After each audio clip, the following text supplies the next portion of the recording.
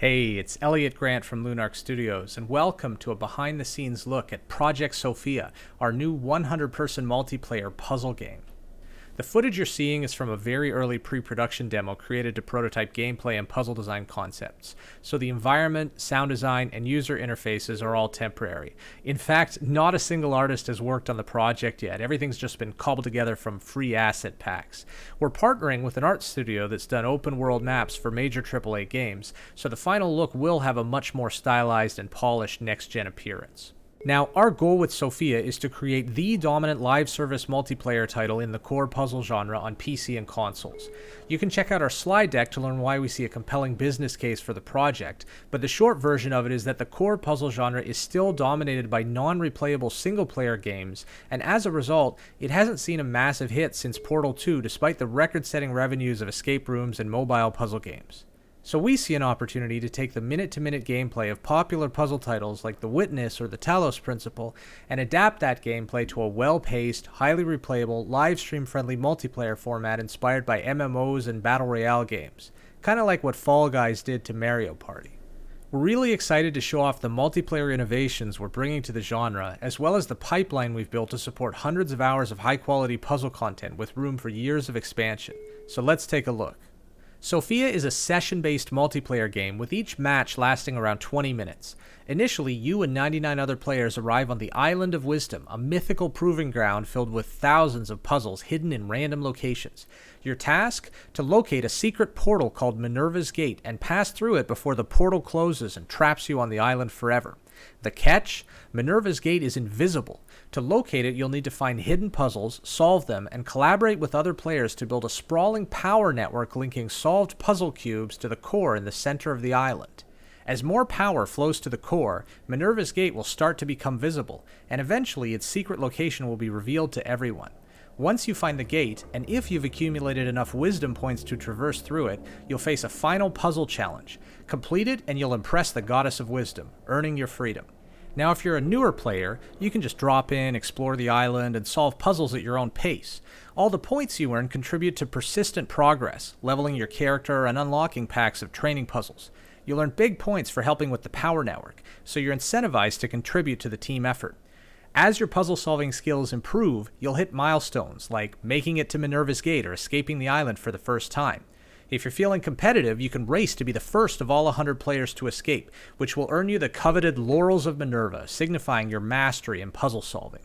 Finishing in the number one spot requires a blend of skill and luck in finding hidden objects, solving puzzles, getting good item drops, and locating Minerva's Gate quickly. So it's as tough as winning a game of PUBG or Fortnite, but it's attainable to players who have a good grasp of all the puzzle systems. Players can use items to get hints at strategic moments when they're solving a puzzle, and can even use their health points to gamble by making a guess when they're stuck, which really ups the stakes and can lead to some clutch wins and epic fails. You can also join up and play with any number of friends in the same session.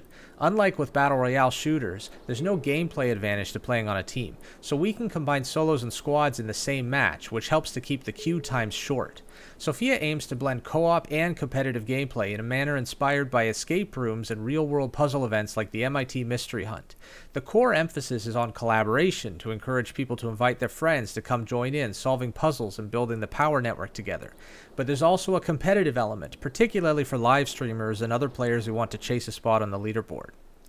So that's a summary of the Goddess's Trial, which aims to be Sophia's flagship game mode when it launches. But that's just the beginning. Our vision is to grow Sophia from a single format product into a live, evolving platform for all kinds of puzzle content, like replayable puzzle raids that you can attempt with groups of friends, or a massive giga puzzle that the entire community can solve together to unlock the next map. The multiplayer puzzle genre has tremendous uncaptured potential across PvP, PvE, and global live events, and we're eager to explore all of that space in years of content updates. Now, the keys to making all this work are our two most important innovations: a puzzle system that can support hundreds of hours of high-quality content, and a robust pipeline to generate that content rapidly and inexpensively by combining an army of the world's best puzzle creators with state-of-the-art algorithmic puzzle tools.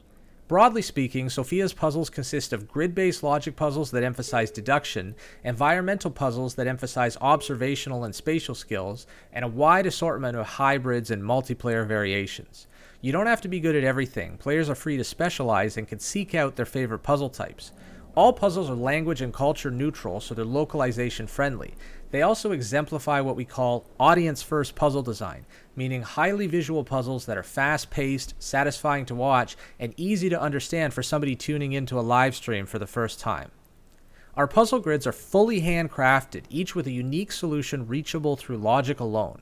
The grid format has been specifically chosen to facilitate multiplayer interactions, and to be clear, this is not Sudoku or Minesweeper. This is a 35-year advancement over those types of designs, with novel and gorgeous puzzles of all difficulties by the world's best puzzle authors at the absolute peak of their craft.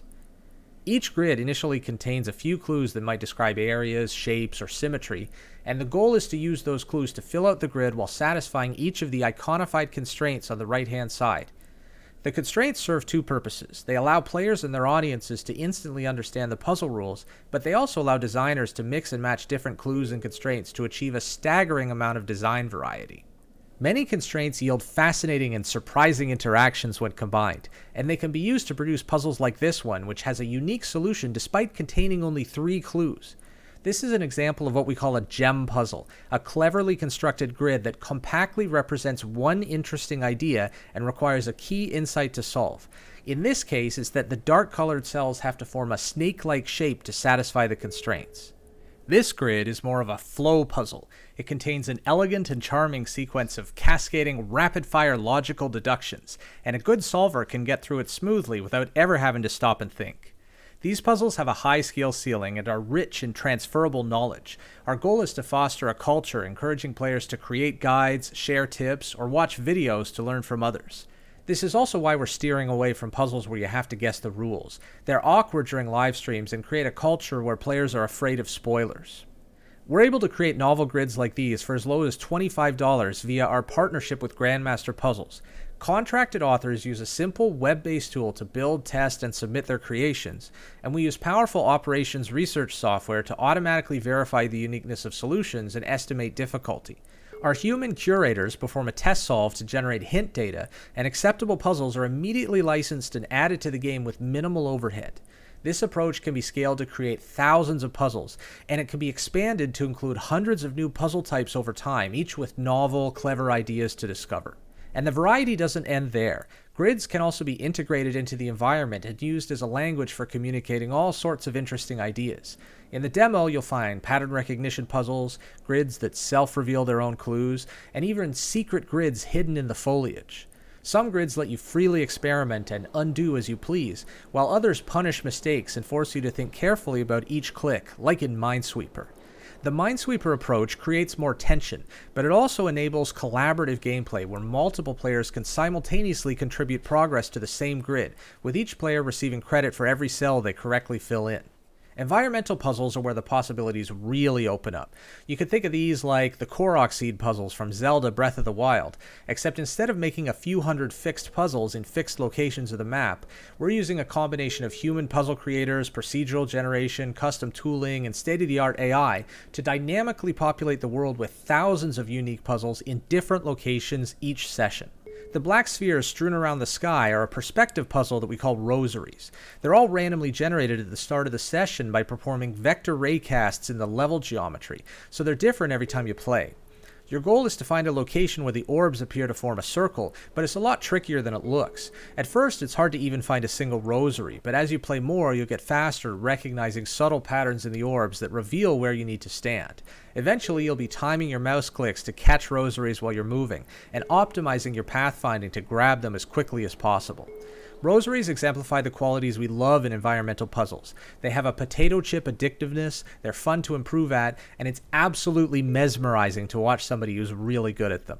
And we're developing dozens of other environmental puzzle types with those same properties. Another example are the matchboxes, puzzle cubes that need to be paired up by finding a location where two identical runes can be seen on two different boxes. These are manually placed by human puzzle creators, so they end up in clever locations, but they can be added in seconds using custom tooling we've built in Unreal Engine, so it's economical to build thousands of them, with only a tiny random subset spawning during each session.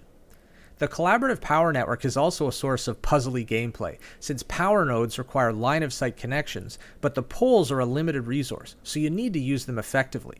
Sometimes it's tricky to connect multiple things at once, but finding the perfect spot for a power pole is one of the best feelings in the game. The Sophia demo includes over 700 handmade puzzles and many hours of content. You'll start in a small tutorial area that teaches you the basics of a few puzzle types. You'll find plenty of logic grids, matchboxes, and rosaries, alongside a test core and power poles that you can experiment with. There's also a training area that aims to quickly get you up to speed on some of the common deduction techniques you'll find in Sophia's logic grids. It's highly recommended if you want to attempt the Goddess's Trial, but feel free to skip it and come back later. By dropping into the main gameplay area, you can experience a simplified version of Sophia's core game mode. There are 3 test areas for you to explore: the open world desert, the indoor sanctuary, and the gray boxed ruins. The ruins were a test to explore the type of level geometry that we envision in the final map, with lots of verticality, many nooks and crannies to hide secrets in, and block sightlines to make the power network construction more challenging. The desert is a better indication of the size and scale we're aiming for, but our testing revealed that it's much too sparse and open for the intended gameplay. You can find puzzle cubes, power poles, upgrades, and other useful items randomly hidden around the map, and you can also farm for more power poles by solving rosaries and other puzzles. Once you've accumulated 600 wisdom points and connected 8 solved puzzle cubes to the core, you can head to the teleporter beneath the core to try some challenging boss puzzles. If you need help, keyboard shortcuts are always displayed in the upper left corner of the HUD. They update in different contexts, like when you're working on a puzzle grid or placing a power pole. Most of the demo's puzzles were populated from databases of pre-existing content, so they don't necessarily reflect the distribution of difficulty or the amount of variety that we're targeting for the final game. The different test areas in the gray box zone across from the ruins contain a broader variety of puzzles, and we especially encourage you to check out the experiments and the debug puzzles sections, which contain a lot of unusual grids and unique puzzle concepts. The advanced training materials section is popular with experienced puzzle solvers, as it highlights many of the game's most intriguing and insightful deductive tricks. We hope you get a chance to try the Sophia demo, and we wish you an enjoyable experience with it. We're very excited for the potential of multiplayer puzzle games, and we've already demonstrated that it's possible to design puzzle systems and production pipelines that drastically lower the cost of content creation, enabling completely novel forms of multiplayer gameplay.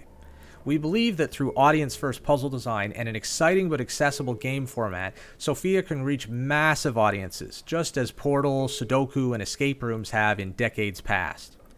If you're interested in the project or have any feedback or ideas that could help us bring it to life, we'd love to hear from you.